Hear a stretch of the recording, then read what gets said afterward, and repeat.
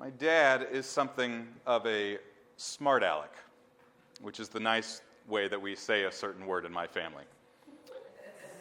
He's a smart aleck. He started out very young, in fact. He likes to tell the story. When he was little and going to church, you needed to have your Sunday best on every Sunday. And that was the way it was. You had your best pants, you had your best shirt, you had your best shoes. And his mom, my grandmother, would always get on him to shine his shoes. He needed to shine his shoes. And Grandma, being a farmer's wife and all that, she was ahead of the game, right? She had it planned out. She wanted it done. She'd get it done early. Well, Dad, of course, being the younger brother and, getting away with a few more things, he liked to take his time. He'd get to it. So pretty much during the week, Grandma would say, "Mark, you shined your shoes yet?" He said, "No, not yet." "Well, you better get it done." And this goes on and on until finally this goes on week after week. Finally, one week then, it's Saturday night, and he has not yet shined his shoes. And Grandma comes into his room and says, "Mark, have you shined your shoes yet?" And he says, "Woman, what is that to me? My hour has not yet come." And quick, before she could get mad at him, he said, "You can't be mad. Jesus said that." It's a little bit of a smart aleck. So if I have some of that in me, you know where it comes from. What is that to me? My hour has not yet come. Jesus says this then to Mary, to his mother, at this wedding feast in Cana. And in so doing, he's saying something along the lines of, it's not yet time. It is not yet time for my mission. You see, Jesus was sent not just to go around and heal everyone and make sure everyone had enough wine and fix everybody's problems. Rather, he was sent by God for a particular purpose, as we sang, to go to the cross and to be resurrected. And so here in our gospel, we hear then something of the wisdom of God and how certain gifts and abilities and tasks are appointed to all of us. Jesus came into the world then for a certain purpose. And at the prompting of his mother then, it appears that his hour had indeed come, because our gospel closes then to say that the turning water into wine, was the first of his signs, and his disciples believed in him. He reveals his miraculous glory, that he was able to do this miraculous sign, and then, as a consequence, his disciples believed. We've talked about this before, but the miracles that Jesus performs are rarely miracles for themselves, but rather, as John calls them, they are signs, pointers, ways of revealing who God is and who God is in Jesus Christ. Over and again, you'll hear in the Gospels that someone is healed, and then Jesus will say, "Go and sin no more."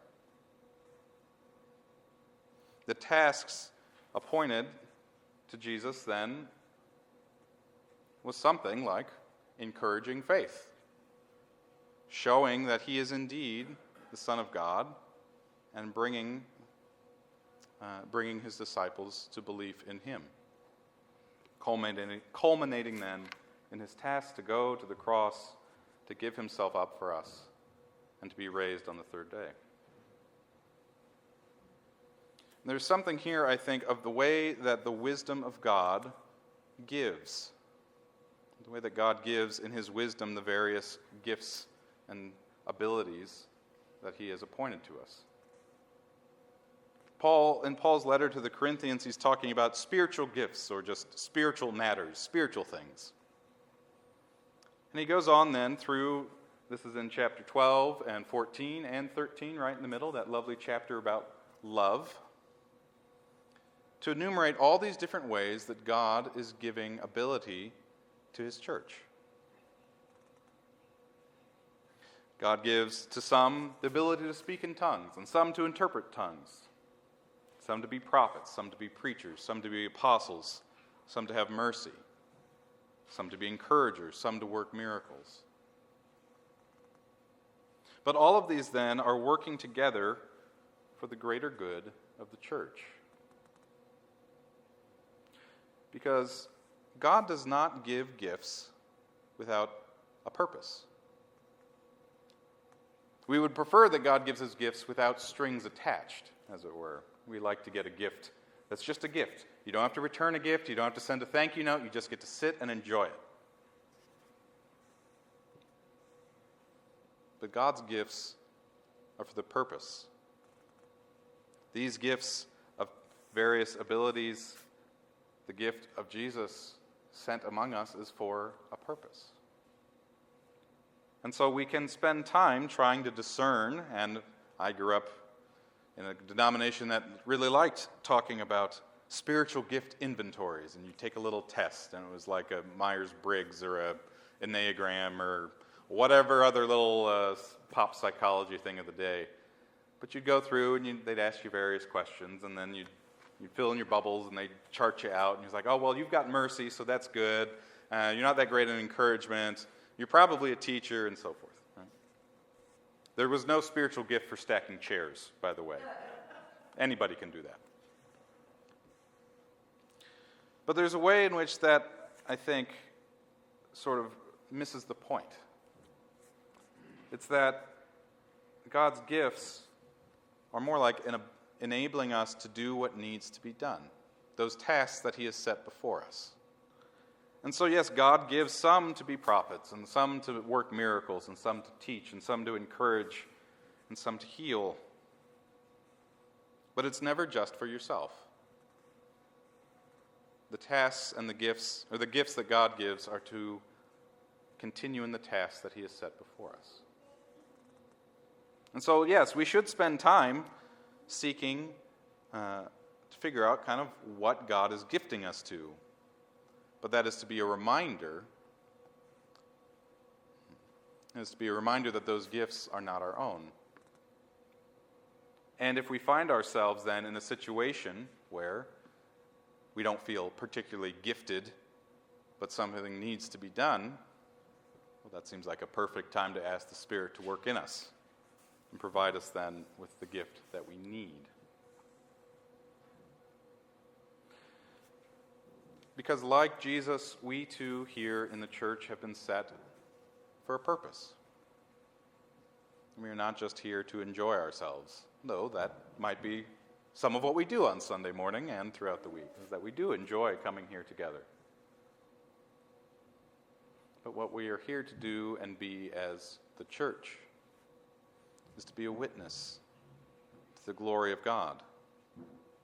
Just as Jesus revealed his glory in changing water into wine, we too then reveal God's glory through the way that we love each other and the way that we help each other and help those around us, so that, like the disciples at Cana, others might turn and trust and believe in Jesus. And so, I think, unlike my father, our time has indeed come. It has been our time. It will be our time. The task appointed for us, though, if you don't know what the task is, let's spend some time in discernment. Spend some time in prayer together, because these gifts are not discerned by ourselves. My gift here to be your priest was a 2-year-long process, interacting with many people in the church.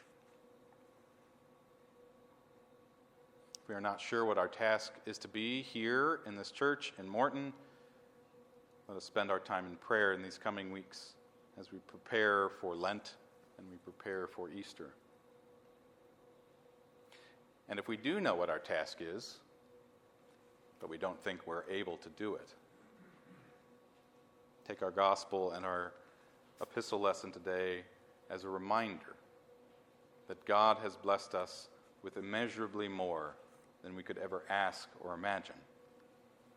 And maybe all that's missing is for us to open our eyes and see that the Spirit is indeed here and working with us. Amen.